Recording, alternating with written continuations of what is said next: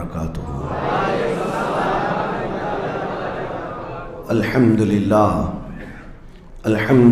الحنان المنان الذي خلق الانسان وعلمه البيان، والصلاة والسلام على رسوله سيد الانس والجان وعلى آله واصحابه ذوي الخير والاحسان، اما بعد فاعوذ بالله من الشيطان الرجيم، بسم الله الرحمن الرحيم۔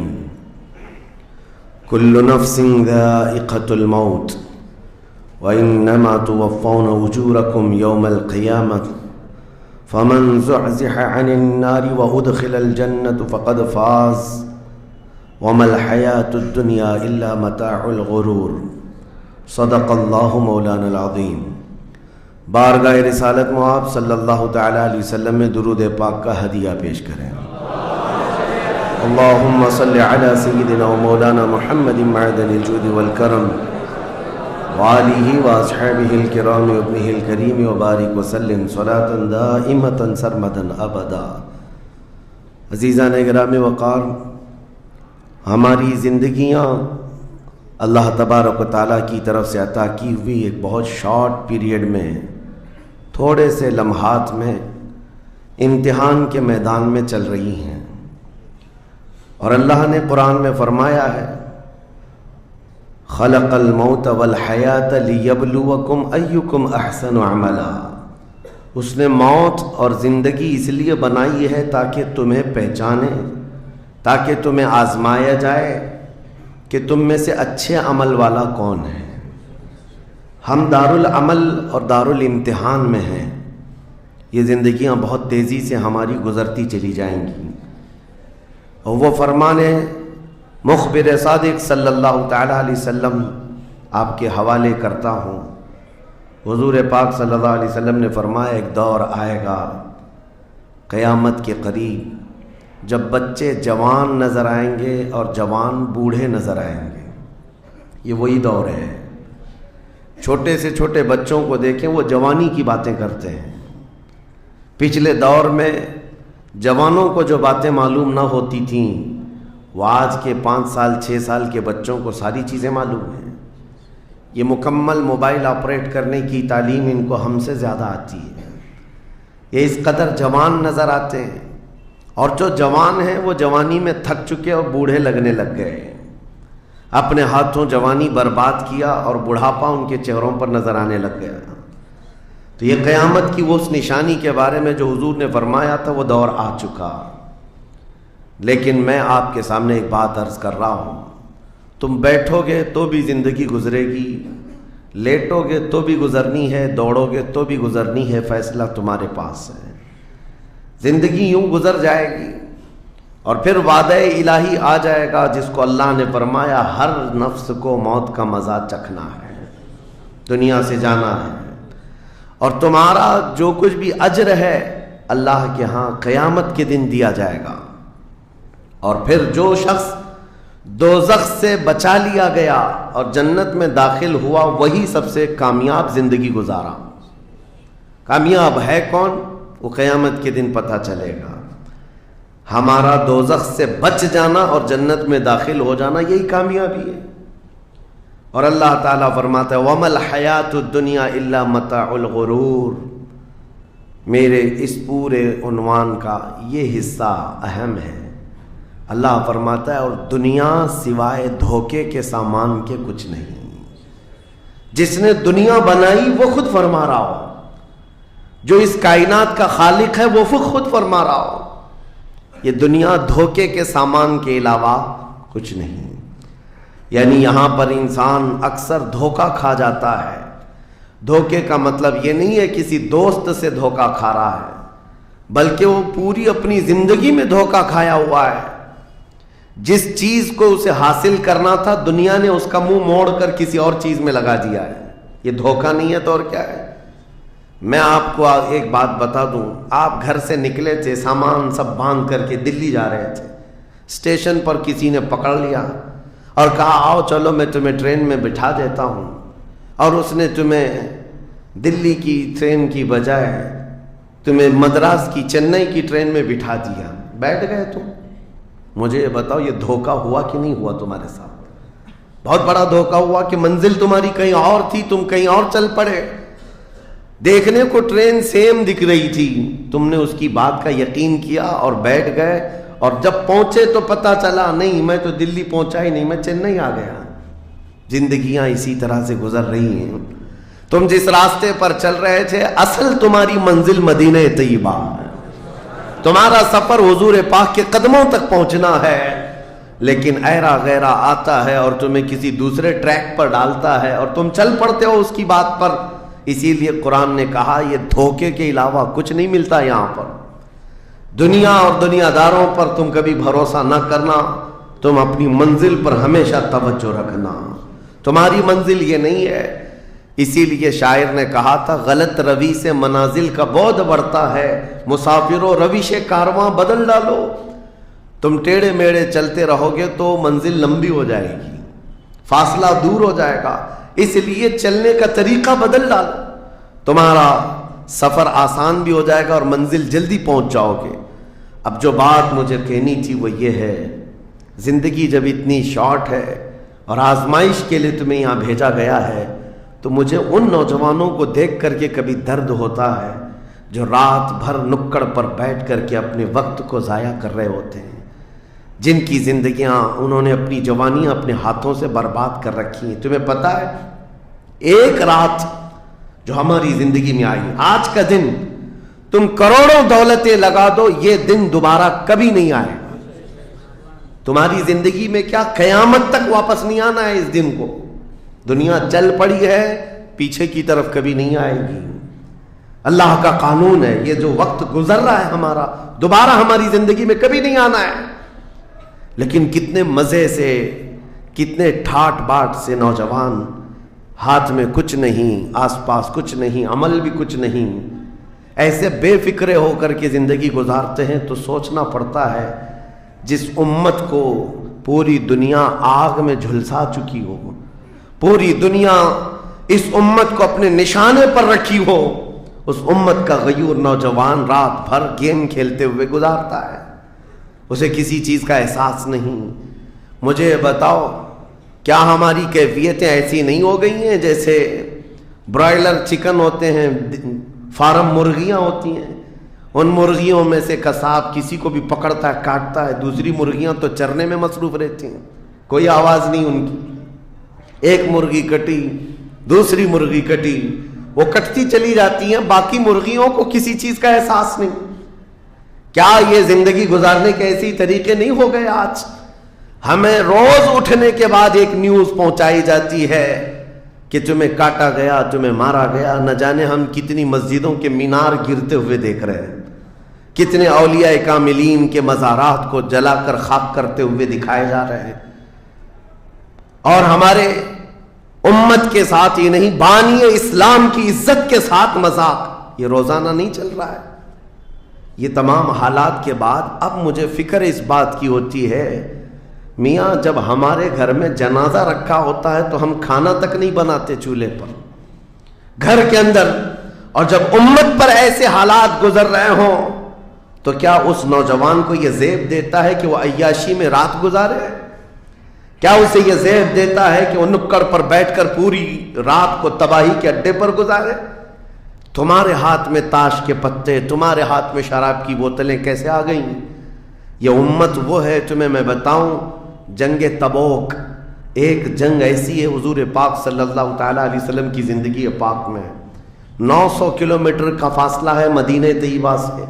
ہوا یہ تھا کہ ایک صحابی رسول حضور صلی اللہ تعالیٰ علیہ وسلم کے قاصد بن کر جا رہے تھے، اور بیچ راستے میں ایک عیسائی بادشاہ کے گنڈوں نے اس صحابی رسول کو گرفتار کیا اور ان کو ٹکڑے ٹکڑے کر قتل کر دیا. موب لنچنگ اس زمانے میں بھی ہو رہی ہوتی. یہ خبر جیسے ہی مدینہ طیبہ پہنچی، وہ لوگ ایسے نہیں تھے کہ انا للہ پڑھ کر خاموش ہو جاتے. صحابہ کرام کا جم غفیر مدینے میں جمع ہوا. عرض کیا یا رسول اللہ صلی اللہ علیہ وسلم آپ کا حکم کیا ہے؟ نبی کریم صلی اللہ تعالیٰ علیہ وسلم نے صحابہ کرام کو بھیجا.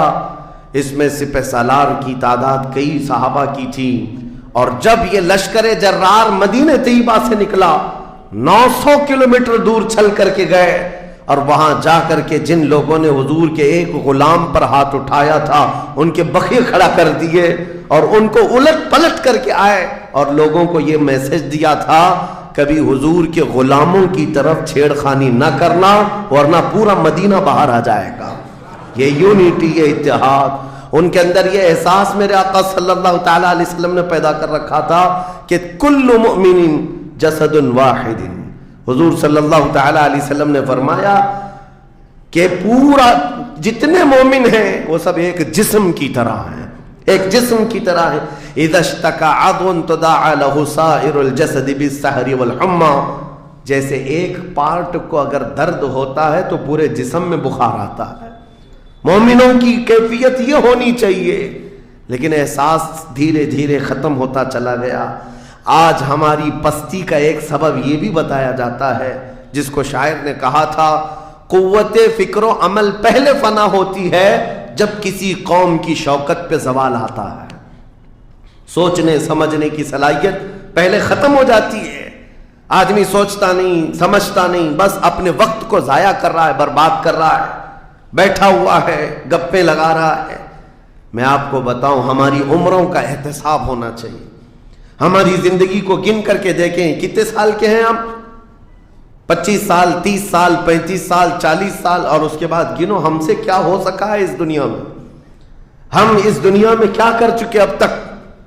ہم سے کچھ نہیں ہوا۔ اگر تاریخ میں آپ کو بتاؤں میرے عزیزو، آپ کو پتہ ہے اس ہندوستان کی سرزمین پر سب سے پہلے لشکر اسلام کی سپہ سالاری کرتے ہوئے آنے والا ایک نوجوان محمد بن قاسم 10,000 کا لشکر لے کر عرب سے آیا تھا اور پرچم اسلام لہرایا تھا۔ تاریخ میں آج بھی رقم ہے، اپنے تو اپنے پنڈتوں نے بھی اس تاریخ کو لکھا ہے، ہاں پنڈتوں نے بھی لکھا ہے۔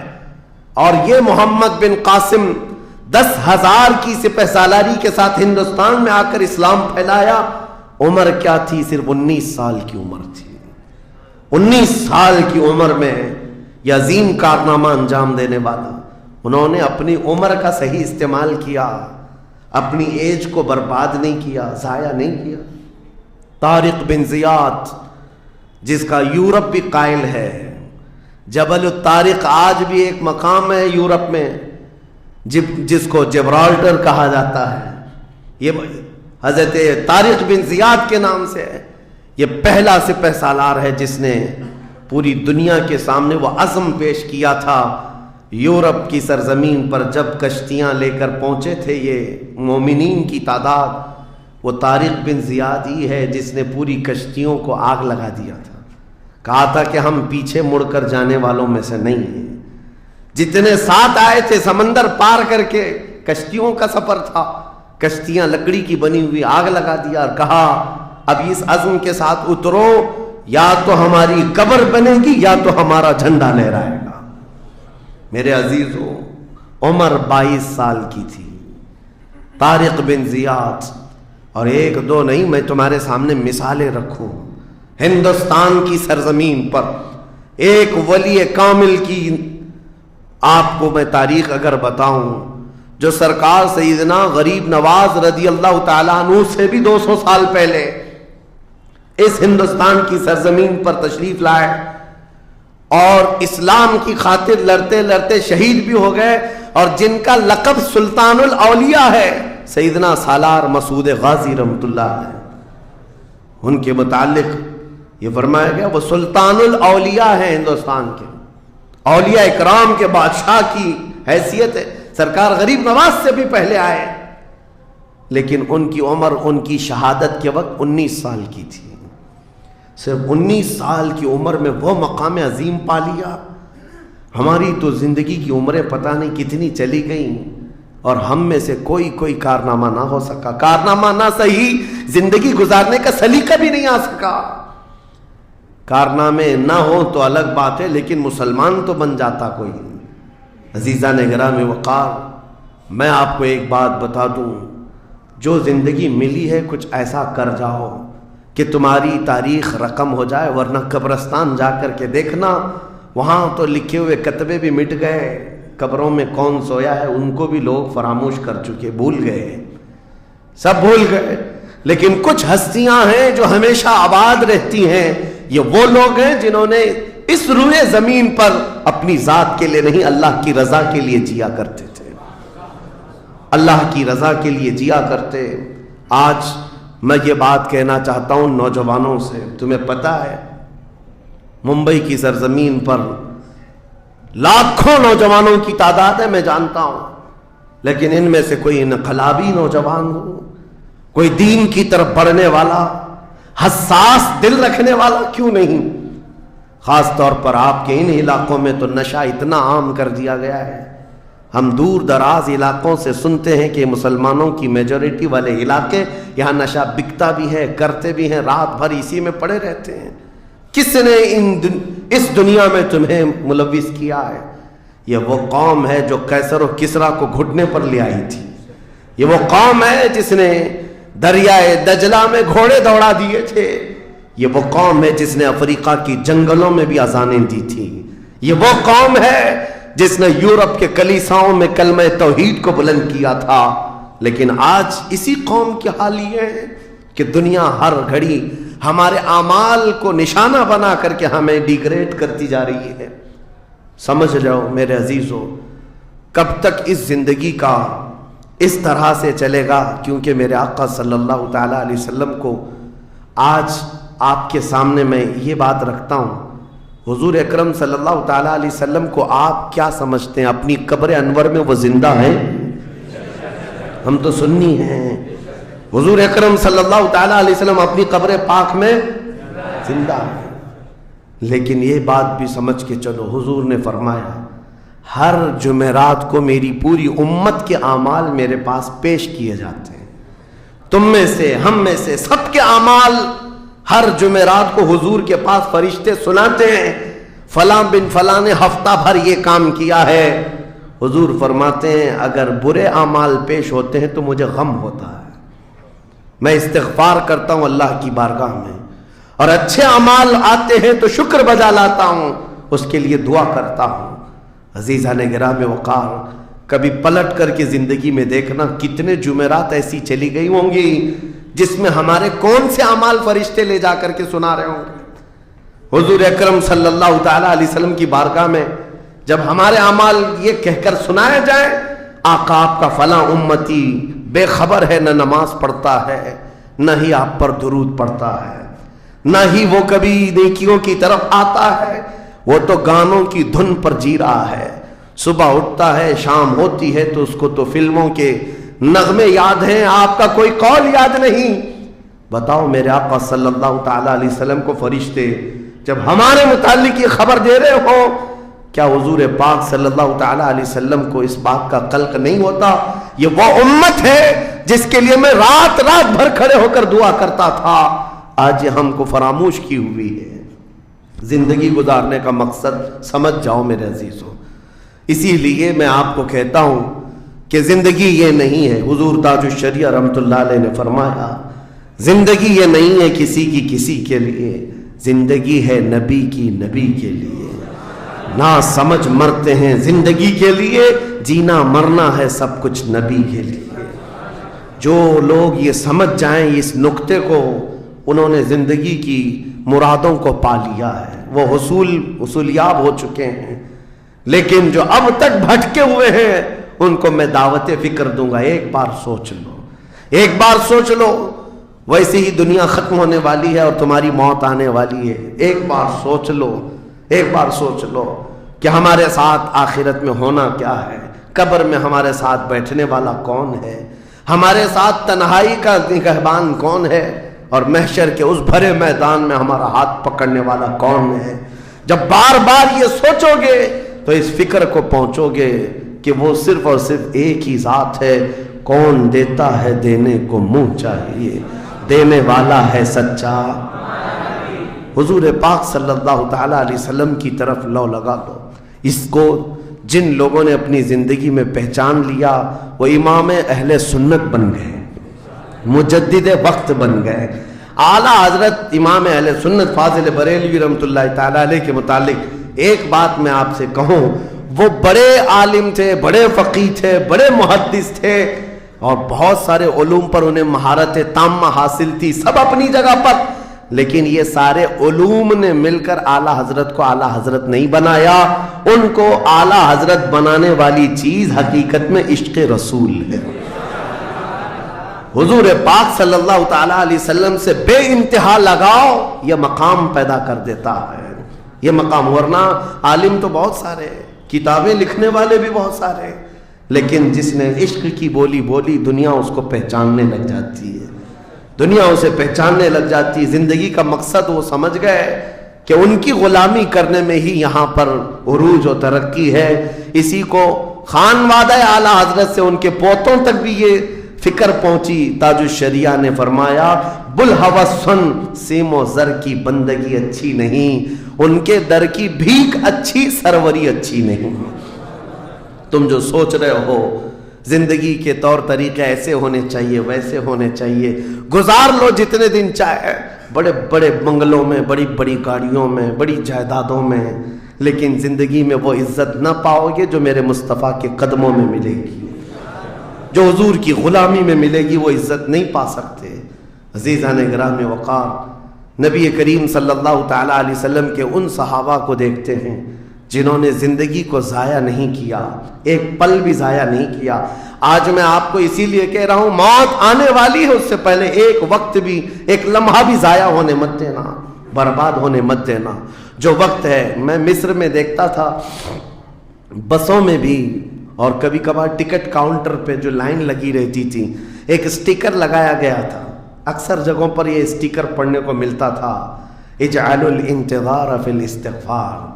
یہ جو ویٹنگ ٹائم ہے اس کو خالی کھڑے ہو کر کے مت گزارو، اتنی دیر استغفار کرو اور درود پاک تو پڑھو، وقت کو ضائع نہ کرو. تمہارے پاس اللہ نے وقت دیا، بیٹھے ہو تو پڑھو، کھڑے ہو تو پڑھو، کیونکہ یہ وقت تمہارا بربادی میں نہیں لکھا جائے گا، تمہارا یہ وقت ضائع کرنے والوں میں نہیں لکھا جائے گا. عزیزان گرامی وقار، آپ کو میں ایک بات بتا دوں، جن لوگوں نے اپنی زندگیوں میں بڑے بڑے محلات بنائے، آج ان کے لیے بھی تاریخ ہے، مگر کس انداز سے، کس انداز سے. آج دنیا نے آپ کو ایسے ڈائیورٹ کر رکھا ہے، جو کام ہونے کے تھے وہ نہیں کرنا ہے آپ کو، لا یعنی کاموں میں مصروف ہو گئے. جو چیز تمہارے حصے کی تھی نہیں اس پر انرجی خرچہ کرتے رہ گئے، اور جو چیز تمہارے کام کی تھی اس کو تو بھول ہی گئے. آپ کو میں ایک بات بتا دوں، ہو سکتا ہے شاہ جہاں نے تاج محل بنایا، اور پھر بادشاہ قطب الدین کے زمانے کے نشانیاں موجود ہیں، لال قلعے بن گئے، قطب مینار بن گیا، بڑی بڑی عمارتیں ہیں، لوگ اوپر سے نیچے دیکھنے کے لیے آتے ہیں. لیکن میں یہ کہتا ہوں یہ کوئی کمال کی چیزیں تھی نہیں، کمال کی چیزیں تھی نہیں. لاکھوں لوگوں کی محنتیں بھی لگی، پیسہ بھی لگا، اور بڑی عمارتیں کھڑی کر کے چلے گئے. ہزاروں کی تعداد میں تاج محل میں لوگ جاتے ہوں گے. تاریخ تو لوگوں کو تھوڑی بہت تو پتہ ہوگی کہ اپنی بیگم کی محبت میں بنایا ہوا ایک محل ہے، اور بیگم کی قبر بھی وہاں ہے، لیکن جانے والے کبھی کسی کو سنا ہی نہیں کہ ایک فاتحہ بھی کوئی پڑھتا ہوا نظر آتا ہے. وہ تو پکنک پوائنٹ ہے، ٹورسٹ ایریا ہے، جائے دیکھے آئے. لیکن میرے عزیزو، یہ بڑے بڑے محلات اپنی ناموری کے لیے بنا کر تو چلے گئے، لیکن آؤ بریلی شریف کی سرزمین پر ایک مدرسہ جو اعلیٰ حضرت نے بنایا، مبارک پور کی سرزمین پر جامعہ اشرفیہ جو حضور حافظ ملت نے بنایا، یہ عمارتیں آج بھی دعوت دے رہی ہیں. ایک دو نہیں، ہر سال ہزاروں کی تعداد میں عالم اور مفتی وہاں سے نکلا کرتے ہیں. یہ کام کی چیزیں تھی جو بزرگوں نے کر دیا کہ امت کو ایسا کچھ دے جاؤ کہ وہاں سے آنے والا کچھ فیض اٹھا کر کے جائے. تاج محل لے کر کے کیا کرنا ہے؟ پیسے کمانا ہے یا ٹورسٹ ایریا بنانا ہے؟ لیکن ایک ایسا ادارہ جس میں پڑھ کر کے دنیا روشن ہوتی اور آخرت بھی روشن ہوتی. ہم سنیوں کے ہاں یہ چیزوں کی ضرورت تھی، ہمیں لا یعنی چیزوں میں مصروف کر دیا گیا ہے. میں اب تو آپ کو پتہ ہی ہوگا، مجھے تو جلسوں والا آدمی بنا دیا گیا، جہاں دیکھو پروگرام جلسے. میں اصل میں جلسوں والا آدمی تھا ہی نہیں. میں فیلڈ ورک کرنا پسند کرتا ہوں، کسی علاقے میں رہ کر کے قرآن کی تفسیر کرنا اور لوگوں کے درمیان رہنا، لیکن مسلسل سفر کا ایک تجربہ میں آپ کو بتا رہا ہوں۔ ہوں گے یہاں پر بھی بہار بنگال والے، سب ہوں گے، بہار والے، بنگال والے، جھارکھنڈ والے اتنے جلسے کرتے ہیں، 365 دن بھی اگر ان کو تاریخ دی جائے تو بھی کم ہے۔ ایک اینالائز کرنے والے بہار کے رپورٹر ہیں، انہوں نے رپورٹ لا کر کے ہمارے سامنے بتائی کہ حضرت 2022 میں اسٹیٹ آف بہار میں 4000 جلسے ہوئے، 4000 جلسے۔ میں ان کا مخالف نہیں ہوں، لیکن ایک فکر آپ کو بتا رہا ہوں، 4000 جلسے، جن میں سے ہر جلسے کا کم سے کم خرچہ 5 لاکھ روپے، اس سے کم خرچہ کرتے نہیں، 6 مہینے چندہ کرتے ہیں، اس کے بعد بڑا جلسہ کرتے ہیں۔ کیلکولیشن کر کے دیکھا گیا تو سال میں 2000 کروڑ روپے خرچے ہوئے، 2000 کروڑ روپے۔ میرے عزیزوں، ٹھیک ہے یہ سب اپنی جگہ پر، لیکن پورے اسٹیٹ پر گھوم کر کے دیکھیں تو مسلمانوں کے نام کی ایک یونیورسٹی بھی نہیں ہے، کوئی ایک بڑا ادارہ نہیں قائم کر سکے۔ 2000 کروڑ کی بھاری رقم سال بھر خرچ کرنے والا غریب اسٹیٹ جس کو لوگ سمجھتے ہیں۔ میرے عزیزوں، میں یہ بات اس لیے عرض کر رہا ہوں، جن چیزوں میں تمہارا ذہن الجھ گیا یہ وہ تمہارے کام کی نہیں تھی۔ اعلیٰ حضرت نے بہت پہلے فرمایا تھا، یہ دنیا کا حال یہ ہے، شہد دکھائے زہر پلائے۔ یہاں پر چکا چوند دکھنے والی چیزیں وہ تمہارے حق کی نہیں ہے۔ اور ممبئی والے کیا کرتے ہیں؟ وہ تو بہار والے جلسوں میں ہیں، ممبئی والے کھچڑا کمپٹیشن کرتے ہیں۔ ہاں، اس محلے میں 51 دیگ بنی ہے تو ہمارے ہاں 60 دیگ بنے گی، 70 دیگ بنے گی، اور کھاتا کون ہے؟ جو پہلے سے کھائے ہوئے لوگ ہیں، دن بھر 5 ٹائم کھانے والے لوگ ہی کھچڑا کھا رہے ہیں۔ ثواب تو ان کے لیے تھا اس غریب کو کھلانے پر جس کے گھر میں ایک روٹی ہے تو دوسری روٹی نہیں ہے۔ کھلانا بالکل ثواب ہے، حدیثوں میں ملتا ہے، کھلانے سے بڑھ کر کے ثواب نہیں ہے، پہنانے سے بڑھ کر۔ سرکار غوث پاک کا یہ فرمان بھی ہے، میں نے ساری نیکیوں کو الٹ پلٹ کر کے دیکھ لیا، رحمان کو 2 نیکیاں سب سے زیادہ پسند ہیں، ایک بھوکوں کو کھلانا، ننگوں کو پہنانا، یہ 2 چیزیں۔ لیکن یہاں پر کن لوگوں کو کھلایا جا رہا ہے؟ ہم ہی لوگ تو کھاتے ہیں۔ ہمارے گھر میں بھی کھانا بن رہا تھا، ایک دن سڑک پہ بنا لیا، انٹرٹینمنٹ کر رہے ہیں۔ اور اس پر آپ یہ نہ سمجھیں کہ میں ان تمام چیزوں کا مخالف ہوں، کرو جتنی حیثیت ہے اتنی کرو، لیکن یہ نہیں ہے کہ ہمارا سارا کا سارا دار و مدار اسی پر ہے، سنیت اسی کا نام نہیں ہونا تو یہ چاہیے تاکہ ہمارے پاس ایسا مضبوط قلعہ ہوتا جو ہر زمانے میں میرے مصطفیٰ کی عزت پر پہرا دینے والے سپاہی وہاں پر تیار ہو رہے ہوتے۔ ہمارے پاس نہیں ہے ان تمام چیزوں کی، اس لیے مجھے درد ہوتا ہے اس بات کا کہ ہم نے جن چیزوں کے لیے اللہ تعالیٰ سے امانت لی تھی، ہمیں اللہ تعالیٰ نے نوازا تھا، وہ ہماری رقم بھی غلط جگہ جاتی، ہماری زندگی کا وقت بھی غلط جگہ جا رہا ہے۔ عزیزان گرامی وقار، ان سب چیزوں کا سوال ہوگا قیامت کے دن ہم سے، ہر چیز کا سوال ہوگا۔ اگر ہم نے وقت کو ضائع کیا ہے اور اپنا مال بھی غلط جگہ استعمال کیا ہے، ہر جگہ ہماری پکڑ ہوگی، ہماری پکڑ ہوگی۔ 1 ہفتہ قبل میں نے سنا، ہمارے چاہنے والے ہیں عزیز، انہوں نے کہا ایک درگاہ پہ گئے تھے، سنا ہے ایک بہت بڑے سیٹ ہیں، وہ 2.25 کروڑ کا صرف دروازہ بنا رہے ہیں اللہ کے ولیوں کے آستانوں پر۔ میرے عزیزوں، یہ اللہ کے وہ ولی ہیں، نہ تمہارے دروازے کے محتاج ہیں، نہ تمہاری چادر کے محتاج۔ ان کے انتقال کے بعد جو ان کو اللہ نے مقامات دیے وہ تم نہیں پہنچا سکتے، وہ تو اللہ تعالیٰ کے رحمت میں ہے، جنہیں اللہ تعالیٰ جنت کے جوڑے پہنا چکا ہو، جن کے لیے جنت کی ہوائیں چل رہی ہوں۔ ان اولیاء کے مشن کو زندہ کرنا حقیقت میں ایصال ثواب، ان کے لیے سب سے بڑی نظر و نیاز یہی ہے۔ ماررہ مطہرہ میں حاضر تھا، بڑی خوشی ہوئی، صاحب سجادہ نے بڑھ کر کے یہ اعلان کیا تھا، آنے والے زائرین جتنے سنی آتے ہیں، ہم ان سب سے کہتے ہیں کہ ہمارے اولیاء جتنے یہاں آرام کر رہے ہیں، इन औलिया को जो चादरें डालनी थी वो हम डाल चुके, तुम्हारी तरफ से अब किसी चादर के लाने की जरूरत नहीं, और अगर लाना ही चाहते हो एक दुपट्टा ले जाओ और गरीब बहन के सर पर ओढ़ा दो। ये पैगामात थे खानकाहों के, हकीकत में यही उम्मत का काम है। अजीज़ान गिराम वक़ार, लायानी कामों में पढ़ कर के हमारा वक्त जो बर्बाद हुआ उसकी तलाफी मुश्किल है, बहुत मुश्किल है। इसलिए मैं सिर्फ ये मैसेज देना चाहूँगा कि ज़िंदगी के उस पॉइंट पर आज हम आ चुके हैं जहाँ आंधियाँ तूफान हर तरह से एक बहुत बड़ी आजमाइश में हम गिरफ्तार हैं। किन किन चीज़ों का इलाज किया जाए समझ में नहीं आता।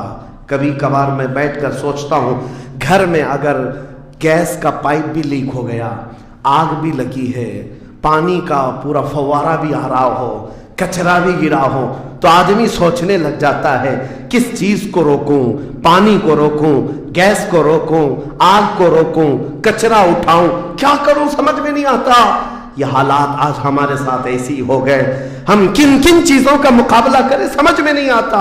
और फिर उस पर मजीद जब हम अपनी कौम की तरफ देखते हैं, ये तो गेम चलाते हुए मजे से बैठे हुए हैं, ऐसा लगता है इन्हें किसी चीज की फिक्र ही नहीं। शायर ने कहा था, जगह जगह के थक चुके हैं तुम्हें ये हंगामे, नशाते लज्जते ख्वाबे गिराम बदल डालो, उठो वो गरना हश्र ना होगा फिर कभी, दौड़ो के जमाना चाल अपनी चल गया।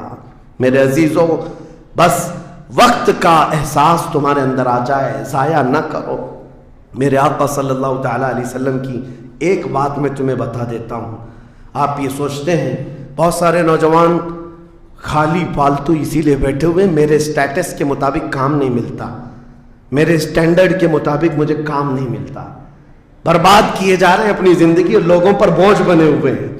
मैं उनके बारे में बताता हूँ। सैयदुल अंबिया रसूल मुख्तार सल्लल्लाहु तआला अलैहि वसल्लम, अगर वो चाहें तो रोजाना उनके घर जन्नत का दस्तरखान उतरे, अगर वो चाहें तो सोने और चांदी के महल्लात में जिंदगी गुजारें। लेकिन जानते हो, नबी करीम सल्लल्लाहु अलैहि वसल्लम एक दिन सैयदा फातिमा ज़हरा के घर आए, देखा हसनैन करीमैन ताक में दुबके हुए बैठे, पेट पीठ से लगा हुआ है, आंखें अंदर है, हजरत फातिमा भी बैठी हुई, आवाज किसी की नहीं। हुजूर रहमत आलम सल्लल्लाहु अलैहि वसल्लम ने पूछा, फातिमा क्या हाल है, घर में खामोशी क्यों है? सैयदा कायनात ने कहा, अब्बा जान पिछले 4 दिन से हमारे घर में कोई खाना नहीं। हुजूर पाक सल्लल्लाहु तआला अलैहि वसल्लम ने ये नहीं फरमाया कि अभी बुलाता हूं जिब्राइल को, अभी दस्तरखान लाओ, अभी मेरे घर के खाने के इंतजामात करो। चाहते तो हुजूर ऑर्डर दे देते, सारी नेमतें आ जाती, लेकिन हुजूर ने क्या फरमाया सुनो।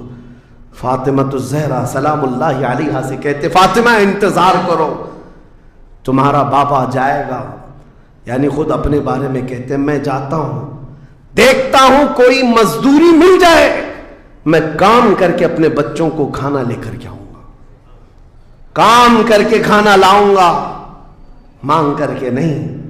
हुजूर रहमत आलम सल्लल्लाहु तआला अलैहि वसल्लम जो सैयदुल अंबिया हैं, जिनके कदमों का बोसा जिब्राइल अमीन लेते हो, वो चल करके मदीने के बाहर आए।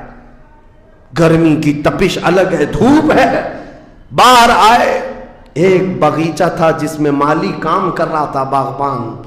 हुजूर रहमत आलम सल्लल्लाहु अलैहि वसल्लम उसके पास जाकर पूछते हैं, तेरे बगीचे में कोई काम करने के लिए है, काम मिल सकता है? उसने कहा हाँ काम मिल सकता है, आओ मेरे बगीचे में कुआं है, डोल डालो, पानी उठाओ, एक दरख्त को पानी डाल देना, बदले में 2 खजूरें दूंगा, उजरत सिर्फ 2 खजूरें। रसूल रहमत सल्लल्लाहु तआला अलैहि वसल्लम फरमाते मुझे मंजूर है। गए और जाकर अपने हाथ से रस्सी लेकर डोल कुएं में डाला, पानी खींचते थे, जब डोल भर कर आता अपने कंधे पर उठाते और दरख्त पर ले जाकर पानी डाल कर आते। एक दरख्त पर एक मटका, एक डोल पानी डाला तो मालिक ने 2 खजूरें दी, बागीचे के माली ने 2 खजूरें दी। दूसरा डोल उठाया, फिर खजूरें मिली, तीसरा डोल उठाया, 6 खजूरें ली। चौथा डोल हुजूर ने डाला था कि रस्सी टूट गई, डोल कुएं में गिर गया। बागीचे का मालिक ये देखता है, वो पहचानता नहीं था, गुस्से में आते ही सीधे हुजूर पर हाथ उठा दिया, कहा कि तुम्हें काम नहीं आता, मेरी रस्सी तोड़ दिया। रसूल करीम सल्लल्लाहु ताला अलैहि वसल्लम ने पलट कर कुछ नहीं कहा। वो रहमत आलम सल्लल्लाहु ताला अलैहि वसल्लम थे। वो 6 खजूरें लेकर के वापस मदीने आए। कहा फातिमा कहाँ है बच्चे, कहाँ है? यही 6 खजूरें हुजूर ने लाकर अपने मुंह से चबाकर उन बच्चों के मुंह में डाला और कहा आज तक रुए जमीन पर कोई नबी ऐसा नहीं आया, 1,24,000 कमोबेश नबियों में हर नबी ने अपने हाथों की कमाई खाई है, अपने अमल की कमाई खाई है। रहमत आलम सल्लल्लाहु ताला अलैहि वसल्लम ने, जब वो मालिके कुल है, बल्कि जन्नत की चाबियों के मालिक, सारी जमीनों के खजानों के मालिक, कुल जहां मिल्क और जौ की रोटी ग़िज़ा, उस शिकम की कनाअत पे लाखों सलाम। वो लंबे लंबे हाथों से भीख देने वाले आका, सब कुछ होने के बावजूद अगर किसी एक बागीचे में डोल उठाकर पानी भरते हो तो इसीलिए नहीं कि उनके यहां कोई मजबूरी थी, बल्कि उम्मत को यह दर्स देना था, ए उम्मत के गयूर नौजवानों, तुम कभी खाली न बैठना, मुझे देखना और अमल करते रहना, और अल्लाह ताला तुम्हें दरवाजे रिज्क के जरूर खोले। खाली बैठे हुए वक्त बर्बाद करने वाले लोगों को मैं अक्सर ये बात सुनाता हूँ, ऐ मेरे अजीजों, मुसलमान मोहल्लों में जहां से भी गुजरो हाल यही है, हाल यही है। रात को 4 बजे तक इनके यहाँ रोशनियां, किस बात के लिए मियाँ, क्या फिक्र हो रही है, किस बात की यहाँ मीटिंग चल रही है, चर्चे किस बात के, उम्मत की तबाही के चर्चे किस बात के, गप्पे लग रही होती हैं, कुछ नहीं। उन दूसरी कौमों को देखो जो फजर से पहले उठकर कामों पर भाग जाती हैं, सूरज डूबने से पहले वो घरों पर आ जाते हैं। आज तुम्हारे अखलाक और किरदार किसी और ने ले ली, एडॉप्ट कर लिए, और तुमको लोगों को ऐसा छोड़ दिया गया बेकायद के, बेक़ियादत के। बहरहाल मेरे अजीजों, बदलना चाहें तो आज भी हम बदल सकते हैं। सिर्फ एक नुक्ता है बदलने के लिए, एक नुक्ता है। मेरी बातें छोड़ दो, मुकर्रिरीन को सुनते हो सकता है लोग ये कहते हैं मौलाना लोग ऐसा बोलते हैं वैसा बोलते हैं, तुम्हारी फिक्रें सब अपनी जगह पर। मेरे अजीजों, मैं तो बहुत निकम्मा आदमी हूं, मैं तो एक छोटा तालिब इल्म भी नहीं हूं, जहालत मेरे अंदर भी है, लेकिन मैं आपको ये कहना चाहता हूं, अगर दिल के अंदर हलचल मच सकती है, इनकलाब लाने की फिक्र आ सकती है, तो इधर उधर की बातें छोड़ो, आमिना के लाल की तरफ देखो, हुजूर अकरम सल्लल्लाहु ताला अलैहि वसल्लम की तरफ तुम्हारा दिल मुतवज्जे हो गया तो मैं कहता हूं तुम्हारी धड़कनें तेज हो जाएंगी, तुम बदल लोगे अपनी जिंदगी को, और उसके बाद एक दिन आएगा फिर तुम ये पुकार कर कहोगे जो बरेली वाले ने कहा था, या रसूल अल्लाह, दहन में जुबान तुम्हारे लिए, बदन में है जान तुम्हारे लिए, हम आए यहां तुम्हारे लिए, उठे भी वहां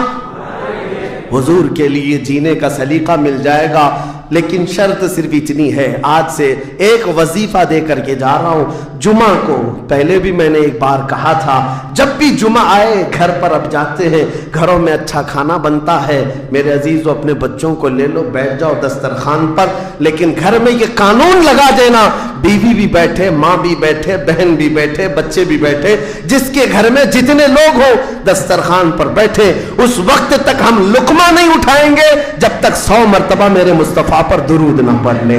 हुजूर सल्लल्लाहु ताला अलैहि वसल्लम को याद करने का माहौल घरों में आ जाए, फिर देखना जिंदगी की बहारें तुम अपनी जिंदगी में देख लोगे। हर गली में इंशाअल्लाह अज़ीज़ ये माहौल बन जाए, फिर कोई बाहर से आया हुआ अजनबी तुम्हारे मोहल्लों में आकर कहेगा ये मुंबई का मोहल्ला नहीं, मदीने की गली नजर आती है, यहाँ से खुशबुएं मुस्तफा नजर आती है। हमारी औरतों के अंदर, हमारी बच्चियों के अंदर पर्दे की पाबंदियां हमारी तकरीरों से नहीं, हुजूर की मोहब्बत से आ सकती है। नौजवानों के अंदर नशा से नफरत तकरीरों से कम, लेकिन मेरे मुस्तफा की मोहब्बत से आ सकती है, क्योंकि हदीसों में हमने पढ़ा है वो मदीने के लोग जो 50-50 साल पुरानी शराब पीते थे, एक फरमाने मुस्तफा क्या आया, उन्होंने अपने पुराने मटके तक तोड़ डाले, लबों तक लगी हुई शराब को पटक दिया, کہ اب نہیں، اس لیے کہ مخبر صادق نے فرما دیا ہے، رحمت عالم نے فرما دیا ہے، یہ محبت کا تقاضا تمہیں ہر برائی سے دور لے آئے گا۔ اسی کو اقبال نے کہا تھا کہ محمد سے وفا تمہیں تو ہم تیرے ہیں، یہ جہاں چیز ہے کیا لوح و قلم تیرے، ہر چیز کا علاج اس میں مضمر ہے، ہر چیز کا علاج اس میں پوشیدہ ہے۔ سچ کہا کرتے تھے بچپن میں جو شاعر ہم سنتے آتے تھے، ہر درد کی دوا ہے صلی علی محمد، تعویذ ہر بلا ہے صلی علی محمد۔ حضور کا نام پاک ہر درد کے لیے دوا بھی ہے، شفا بھی ہے، اور بیماریوں سے چھٹکارے کے لیے کنسنٹریشن، ایک جگہ توجہ مرکوز کر لو۔ آج سے اپنے دل میں یہ احساس پیدا کرو میں اس کا اس کا نہیں ہوں، لوگوں نے مجھے بنا رکھا ہے، یہ اس کا فین ہے اس کا فین ہے، نہیں۔ بیدم وارسی کو پڑھو، کیا کہتے تھے اللہ والے میرے عزیزوں، کہتے ہیں بارگاہ مصطفیٰ میں یوں عرض کرتے ہیں، سگے طیبہ سب کہہ کے پکارے بیدم، یہی رکھیو میری پہچان مدینے والے۔ یہ دعا کرتے تھے بیدم وارسی کہ اے اللہ کے نبی، اے مدینے کے تاجدار، ساری دنیا مجھے میرے باپ کے نام سے نہیں مدینے کا کتا کہہ کر کے پہچانا کرے۔ اپنی پہچان یہ بنا لیا کہ دنیا مجھے دیکھے تو آپ کے نام سے جوڑ کر کے دیکھے، یہ ان کا غلام ہے، یہ ان کا غلام ہے۔ اس بات پر تمہیں بھی فخر ہونا چاہیے، زندگی ایسی گزارو کہ دنیا تمہیں کسی اور کا نہیں تاجدار مدینہ کا غلام کہنے لگ جائے۔ لیکن لوگوں کو آج تکلیف ہوتی ہے، تم تو اپنا سب کچھ بدلنے لگ گئے، داڑھی بھی نکال دو، ٹوپی بھی نکال دو، سیکولر بن کر کے گھومو تاکہ کوئی پہچان نہ پائے، تم خود پہچان نکالنا چاہتے ہو۔ میرے عزیزو، فخر کے ساتھ میں کہتا ہوں، آج ظالموں کو چوٹی رکھنے میں شرم نہیں آتی تو تمہیں حضور کی داڑھی رکھنے میں کیا شرم آئے گی؟ فخر سے کہو دنیا میں میری داڑھی میری ٹوپی یہ میرا عمل نہیں ہے۔ دنیا اگر ننگا گھومنے پر فخر کرتی ہے تو میں آمنہ کے لال کے اخلاق پر فخر کرتا ہوں۔ فخر ہونا چاہیے کہ نہیں ہونا چاہیے؟ زندگی گزارنے کے طور طریقے یہ ہیں، ہم بہت جلدی حضور کے پاس جانے والے ہیں، بہت جلدی قبروں میں ان کی زیارت کرنے والے ہیں، بہت جلدی ہماری آنکھیں بند ہوں گی اور قبر میں لے جایا جائے گا اور وہاں پر حضور کا دیدار ہونا ہے۔ عقیدہ ہے یا نہیں؟ حضور کا دیدار ہونا ہے۔ تو میرے عزیزو، آج جمعہ کے لیے آتے ہو تو کپڑے بدل کے آ جاتے ہو، عطر لگا کے آ جاتے ہو، سرما لگا کے آتے ہو۔ زندگی ایسی گزارو جس دن ملک الموت بلائے چلو چلنا ہے حضور کے پاس تو تیار رہو، وہ چہرہ لے کر جانا ہے جو حضور کو دکھانا ہے، جو حضور کو دکھانا ہے۔ سنی تو وہ ہے جو مرنے سے بھی نہیں ڈرتا اور یہ کہتا ہے کہ قبر میں جانے کے بعد بھی فرشتوں سے ہم یہی کہیں گے، اب تو پائے ناز سے اے فرشتوں کیوں اٹھو، مر کے پہنچا ہوں یہاں اس دل ربا کے واسطے، مر کے پہنچا ہوں یہاں اس دل ربا کے واسطے۔ حضور کے لیے جینے والا کبھی موت سے بھی نہیں بھاگتا، ڈرتا نہیں ہے۔ موت ان کے لیے حادثہ ہے جن کو جلنا ہے جلنا ہے جلنا ہے، ہمارے لیے حادثہ نہیں ہے۔ ہمارا عقیدہ یہ ہے، ہم ادھر آنکھیں بند کریں گے ادھر زیارت مصطفیٰ ہوگی، حضور اکرم صلی اللہ علیہ وسلم کی رحمت میں جائیں گے۔ موت سے ڈرو مت، بھاگو مت۔ میرے عزیزوں، کسی انجان جگہ جا رہے ہو تو ڈرنا چاہیے۔ ہمارا ماننا یہ ہے جس دن ہم جائیں گے حضور بھی ہوں گے، صحابہ بھی ہوں گے، غوث و خواجہ بھی ہوں گے۔ انشاءاللہ العزیز زندگی ایسی گزارو کہ ان اکابرین کی جماعت میں ہم جائیں گے اور میرے آقا صلی اللہ تعالیٰ علیہ وسلم ہمیں قبول کر لیں گے۔ حضور تاج الشریعہ رحمت اللہ تعالیٰ علیہ اپنے جانے سے پہلے یہ فرما کر کے گئے اپنے ایک نعتیہ دیوان میں، یا رسول اللہ میں مروں تو میرے آقا یہ ملائکہ سے کہنا اسے کوئی مت جگانا، ابھی آنکھ لگ گئی ہے، ابھی آنکھ لگ گئی ہے۔ اللہ کریم ہمیں وہ زندگی عطا فرمائے جو دنیا کی تھکن سے چور ہو کر جب آخرت کے سفر پر جائے تو میرے آقا کی رحمت والی جھولیاں ہمیں سامنے نظر آئے، میرے آقا کا حسین چہرہ پاک ہمارے قبروں میں نظر آئے۔ اللہ کریم ہم سب کو زندگی ضائع کرنے سے محفوظ فرما دے، ہمیں کام والا بنائے، نفع والا بنائے، ہر طرح سے مولا امت مصطفیٰ کا حق ادا کرنے والا نوجوان بنائے، اور قیامت کے دن مولا کریم ہمارا حشر مصطفیٰ کریم کے صحابہ کے ساتھ فرمائے، ان کے جھنڈے تلے ہم سب کو مولا تعالیٰ ایک ساتھ جمع فرمائے۔ دعا یہ کرتے ہیں सबा वो चले कि बाग फले, वो दिन वो फूल खिले कि दिन हो भले, लिवा के तले सना में खुले रजा की जुबान तुम्हारे लिए, लिवा के तले सना में खुले हम सब की जुबान या रसूल अल्लाह तुम्हारे लिए। व आखिर दावाना अनिल हम्दुलिल्लाहि रब्बिल आलमीन। अस्सलामु अलैकुम।